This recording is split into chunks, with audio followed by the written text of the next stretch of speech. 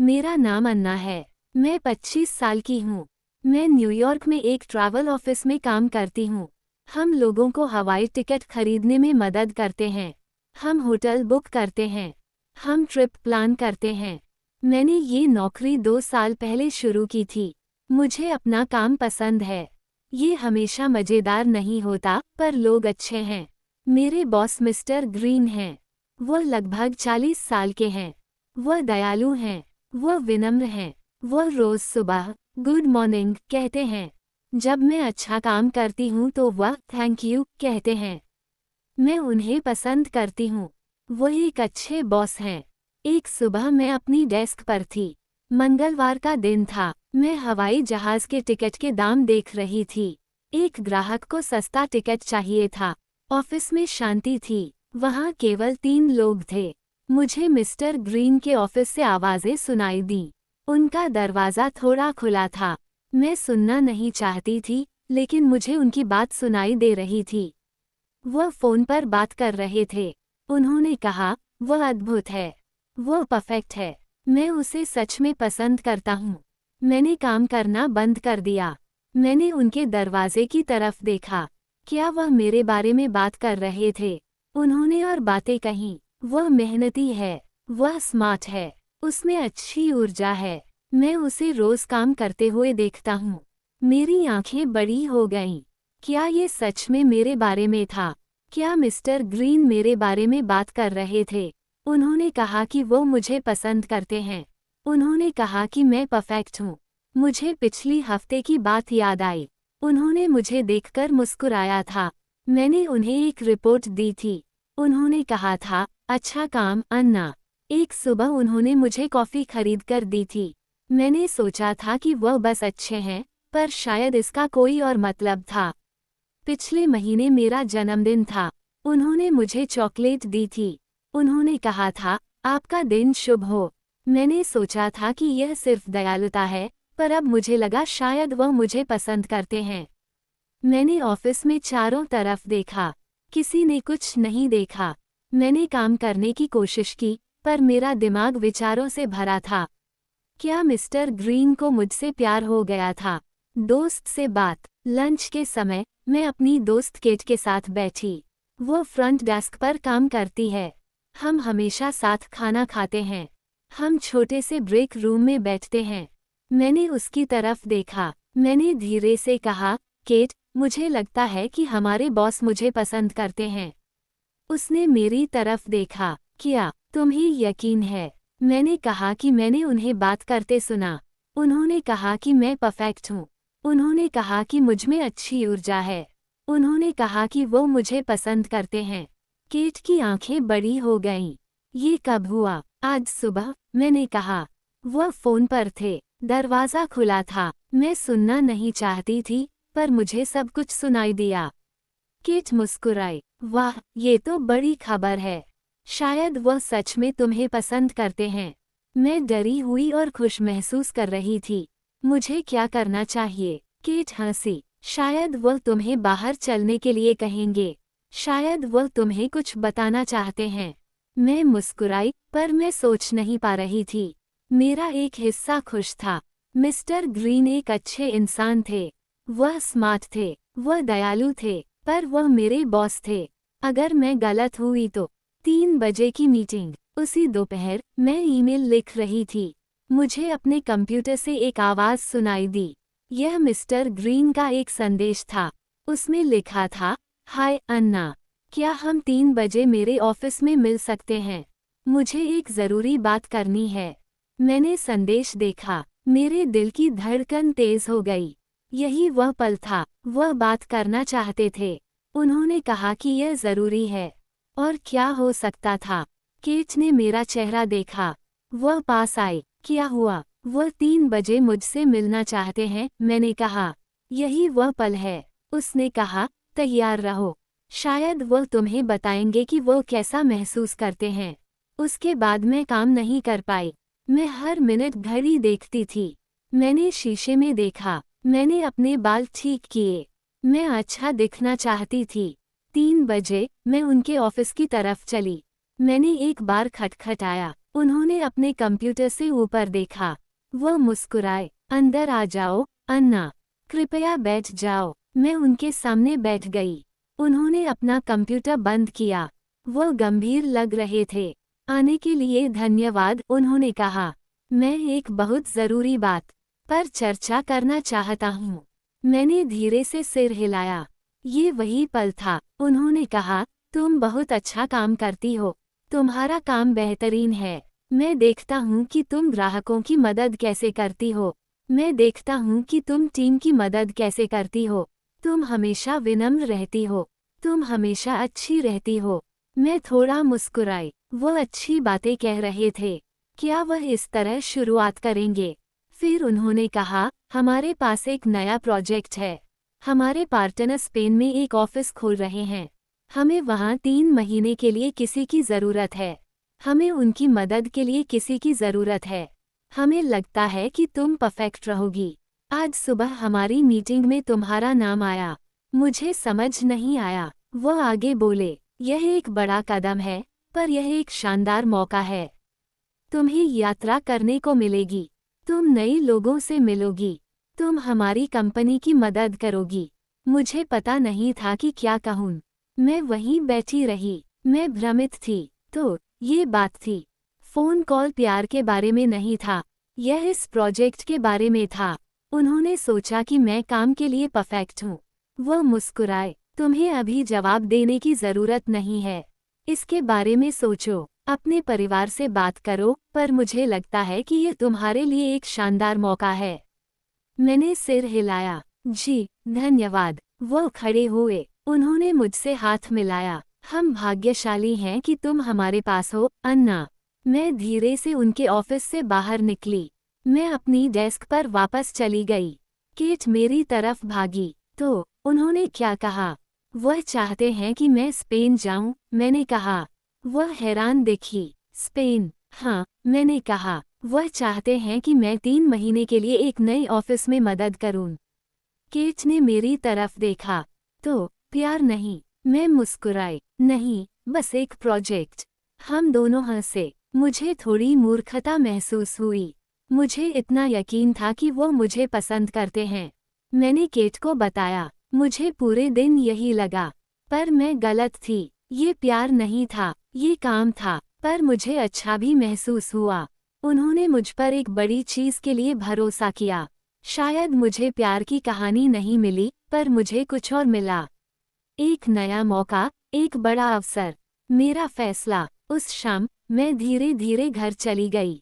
मैंने सब कुछ सोचा। मैं थोड़ा हंसी। मैंने अपने दिमाग में पूरी एक कहानी बना ली थी।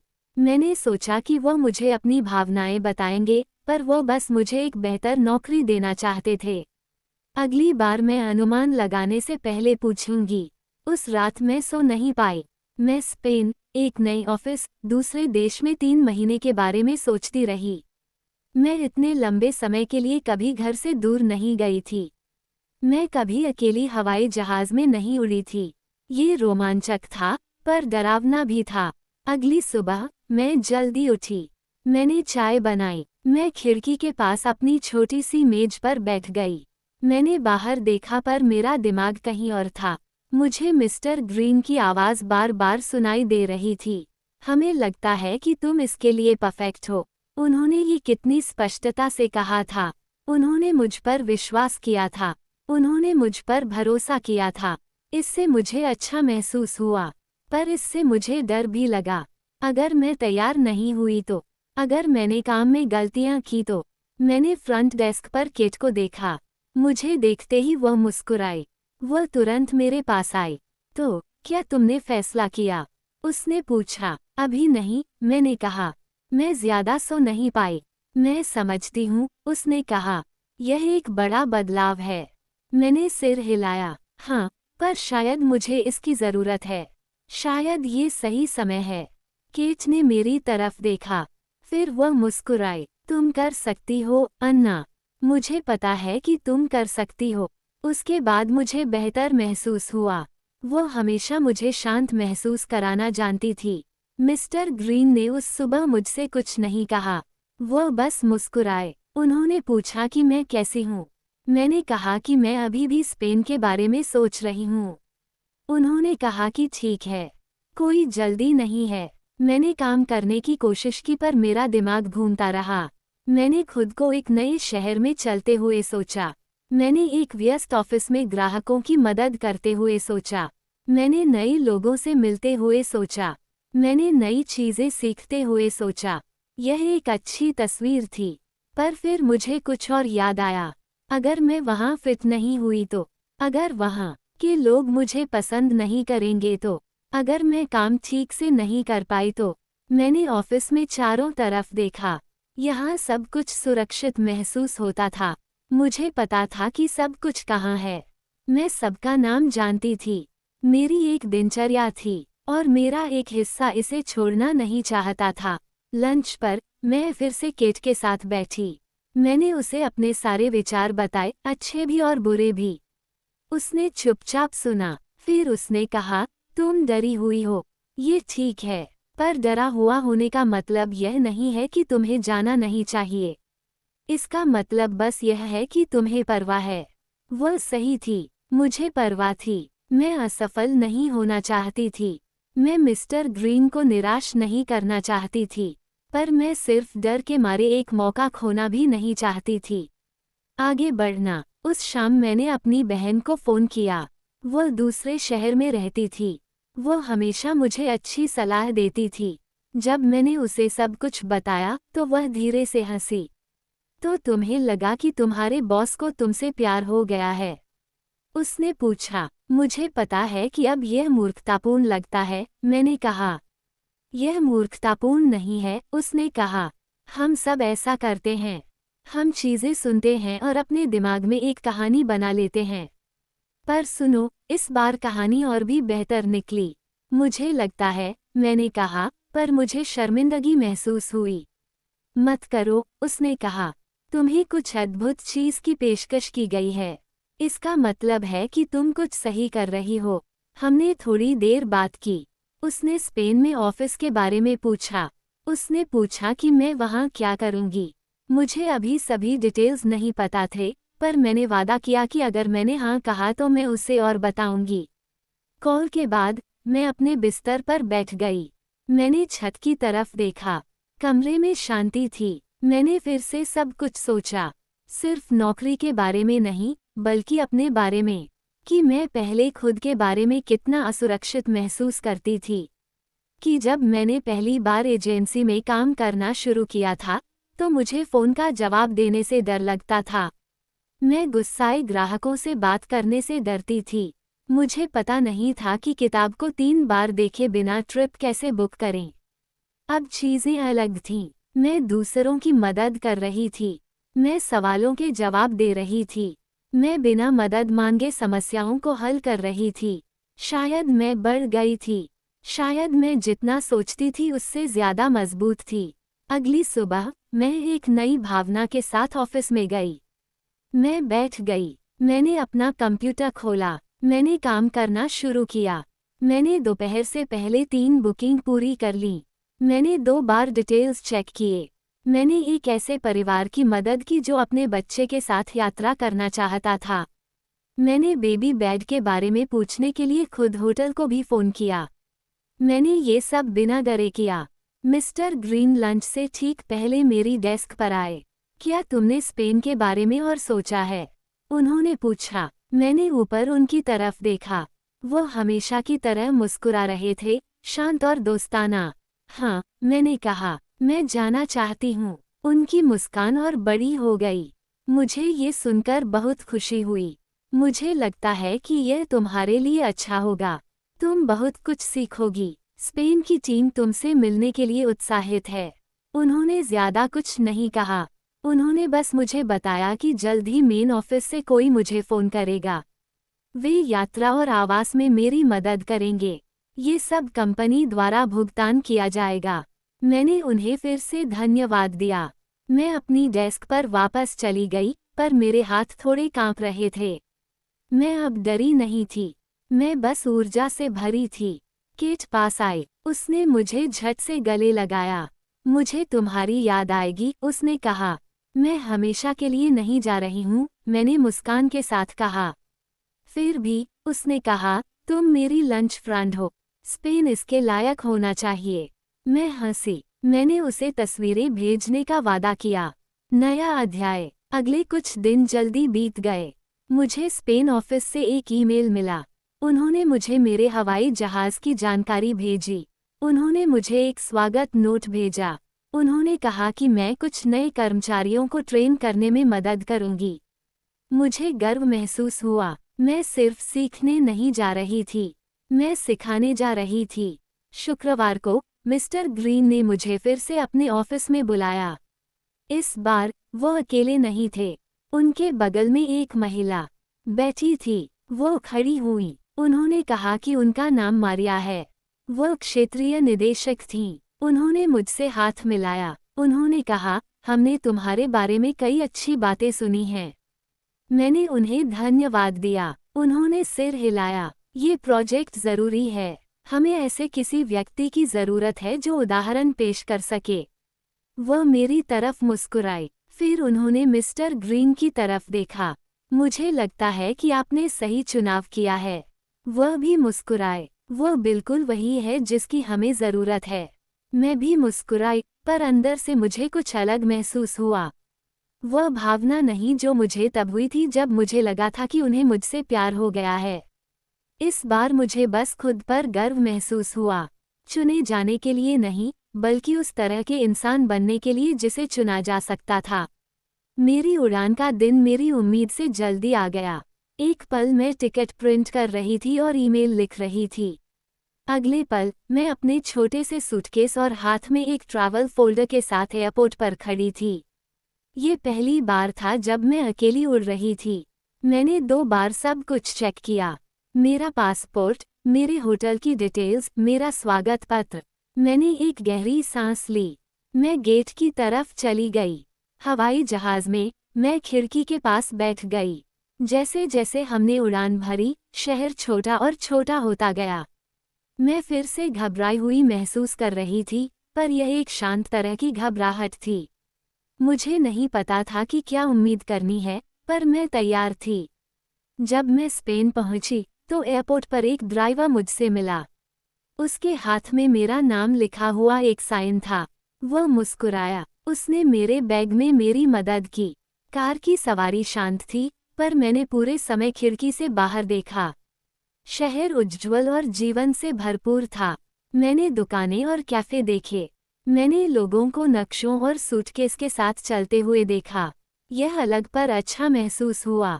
होटल में, मैंने चेक इन किया। मैं अपने कमरे में गई। ये छोटा पर साफ था। मैंने खिड़की खोली। मैंने बाहर देखा। मैं छोटी रेस्टोरेंट वाली एक सड़क देख सकती थी। पर्यटकों का एक समूह हंसते हुए गुजरा। इससे मेरे चेहरे पर मुस्कान आ गई। अगली सुबह, मैं ट्रैवल एजेंसी ब्रांच की तरफ पैदल चली गई। ये बस कुछ ही ब्लॉक दूर था। इमारत बड़ी खिड़कियों के साथ सफ़ेद थी। एक महिला दरवाजे पर मुझसे मिली। उसने कहा कि उसका नाम सोफिया है। वह वहाँ की टीम मैनेजर थी। हमें बहुत खुशी है कि आप यहाँ हैं, अन्ना, उसने कहा। मुझे आपको चारों तरफ दिखाने दीजिए। उसने मेरा सबसे परिचय कराया। वे सब मुस्कुराए और स्पष्ट रूप से बोले। उनमें से कुछ थोड़ी अंग्रेजी जानते थे, कुछ बहुत अच्छी बोलते थे। सोफिया ने समझाया कि मैं अंग्रेजी ईमेल का जवाब देने में मदद करूंगी। मैं 2 नए असिस्टेंट को ट्रेन करूंगी। मैं उनके सप्ताहांत यात्रा कार्यक्रम में मदद करूंगी। लंच तक, मैं पहले से ही टीम का हिस्सा महसूस कर रही थी। नया प्रस्ताव। उस शाम, मैंने केट को फ़ोन किया।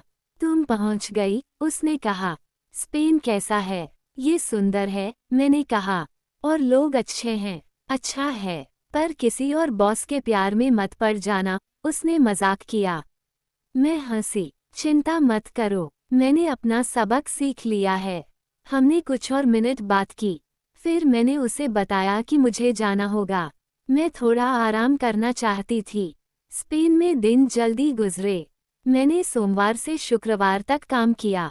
हर दिन मैंने नए असिस्टेंट की मदद की। मैंने उन्हें बुकिंग सिस्टम का उपयोग करना सिखाया। मैंने उनके सवालों के जवाब दिए। कभी कभी मैंने गलतियां की, पर मुझे बुरा नहीं लगा। हर कोई धैर्यवान था, हर किसी ने एक दूसरे की मदद की। सप्ताहांत में मैं शहर में घूमी। मैंने नदी के पास पार्क का दौरा किया। मैं छोटी कैफे में बैठी। मैंने लोगों को गुजरते हुए देखा।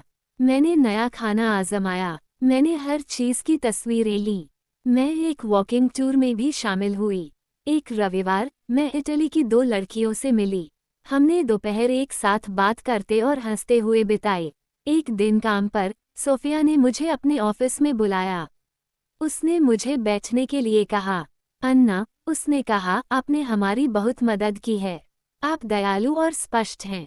नए कर्मचारी सच में आपसे सीखना पसंद करते हैं।